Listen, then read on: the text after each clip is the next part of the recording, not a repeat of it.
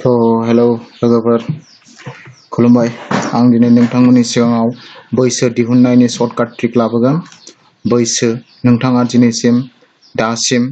बेसेबां बैसो जाखो बेसेबां मास जाखो बेसेबां दिन जाखो बेखौ दिहुननायनि थाखाय आं दा नोंथांमोननि सिगाङाव सर्टकाट ट्रिकखौ होनो नागिरदों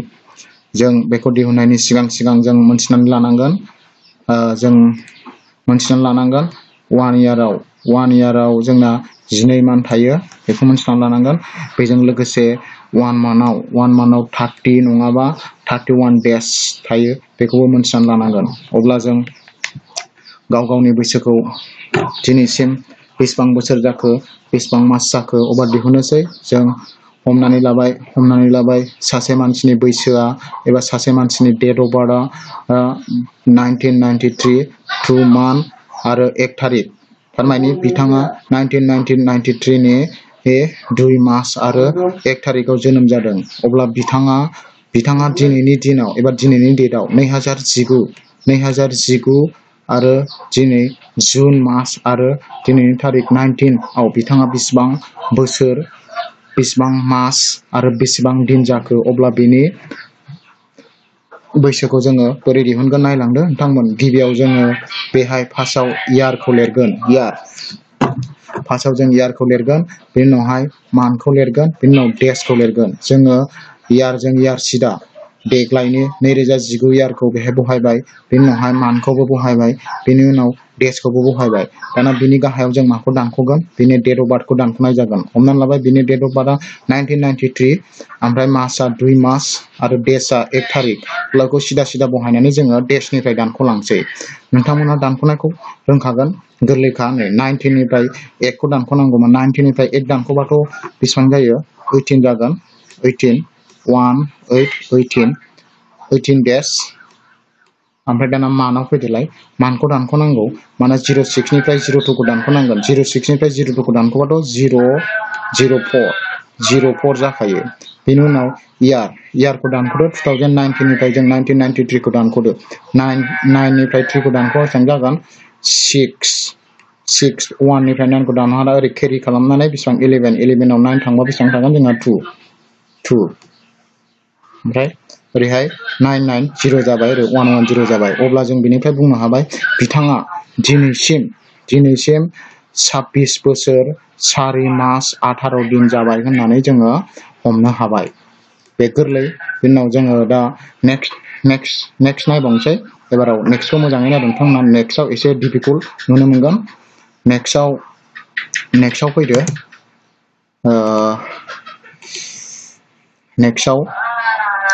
नेक्स्टआव फैबाय दानिया हमनानै लाबाय बिथाङा 1993 मायथाइनि 10 मास आरो 5 अक्ट' थारमाने बिथांनि डेट अफ बार्थआ हमनानै लाबाय 1993 10 मास 5 तारिख बिथाङा बे तारिखआव जोनोम जादों अब्ला बिथाङा दिनै जुन मासनि 19 तारिख एबा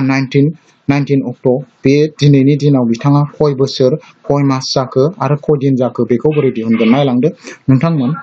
अब्ला जों इयारजों इयार सिदा लिरबाय मान्थजों मान्थ सिदा लिरबाय डेसजों डेस सिदा लिरबाय दाना जोङो सिगाङाव बुंनाय बायदि डेसखौ दानख'ग्रोदो 90 निफ्राय जों 5 खौ दानख'नांगोन 90 निफ्राय 5 खौ दानख'बा जोंना बेसेबां थागोन 14 थागोन 14 डेस बेनि उनावहाय जोंहा मानाव फैदोलाय दाना मान्थखौ दानख'नांगौ मानाव नायदो दानिया नोंथांमोन 06 निफ्राय जोङो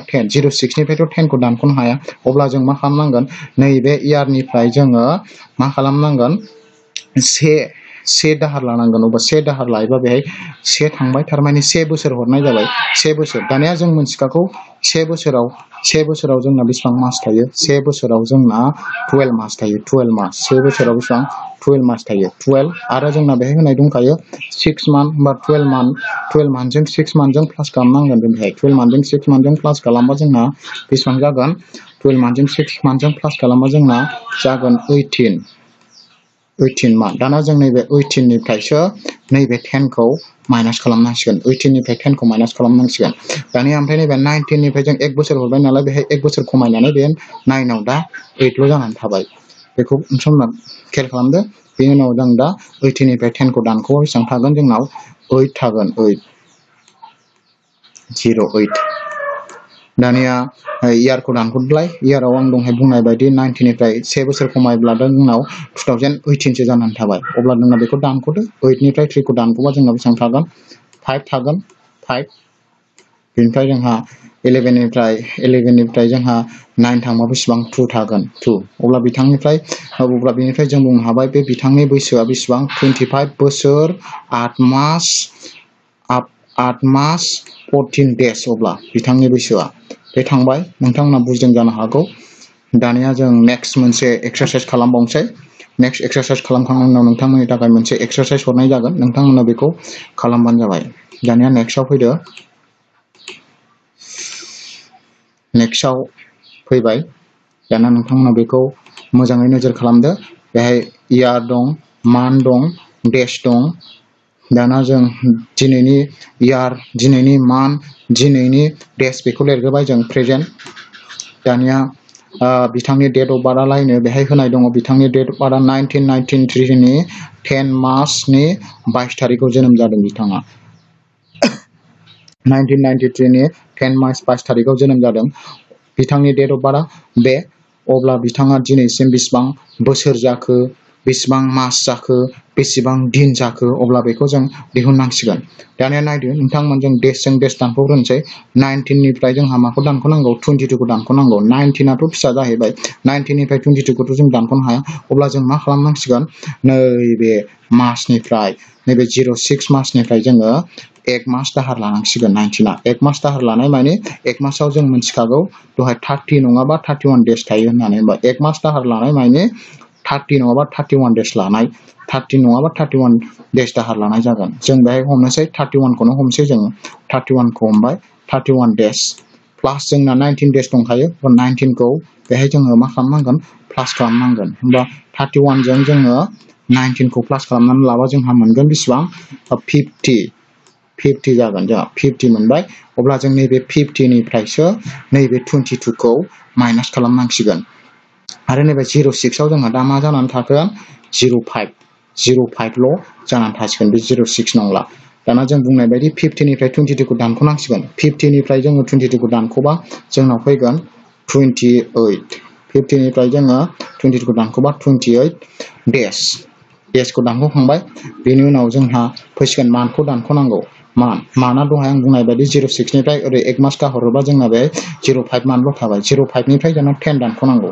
05 निफ्रायथ' जों 10 दानख'नो हाया दाना जों मा खालामनांसिगोन नैबेनिफ्राय 1 बोसोर दाहार लानांसिगोन इयारनिफ्राय 1 बोसोर दाहार लानांसिगोन इयारनिफ्राय 1 बोसोर दाहार लानाय मानि जोङो मा 12 मान्थ जों मिथिखागौ 1 बोसोराव 12 मान्थ थायो होमबा जोङो 2019 निफ्राय 1 बोसोर नैबे 05 आव दाहार लानाय मानि जों बेसेबां 12 मान्थ दाहार लानाय होमबा 12 मान्थ दाहार लायोबा जोंना बेसेबां जागोन 12 प्लास नैबे 5 12 प्लास 5 खालामबा जोंहा इकुवेल टु बेसेबां जागोन 17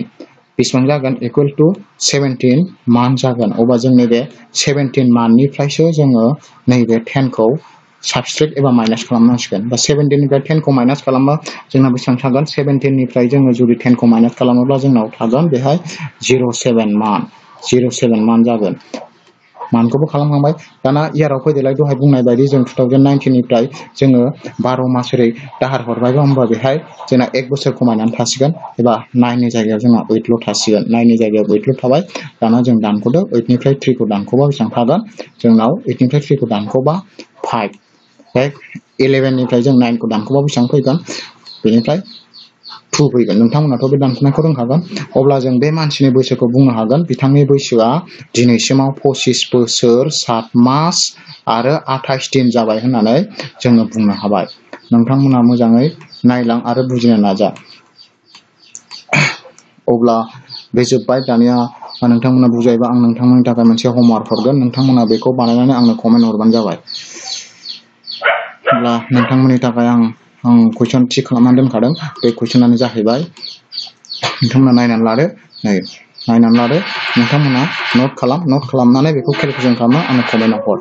नायदो बेहाय होनाय दं इयार होनाय दंखायो मान्थ होनाय दंखायो डेज होनाय दंखायो आरो बिथांनि जोनोम डेट अफ बार्थ एबा डेट अफ बार्थआबो होनाय दंखायो 1993 11 मान्थ 25 मास अब्ला दिनैसिमाव बे सुबुंनि बैसोआ बेसेबां बोसोर जाखो बेसेबां बोसोर जाखो खय मास जाखो खय दिन जाखो नोंथांमोना बेखौ खालामदो खालामनानै आरो आङो फिननायखौ हरदो फिननायनि थाखाय आं नोंथांमोनसिम नेनानै थाबाय गोजोन्थों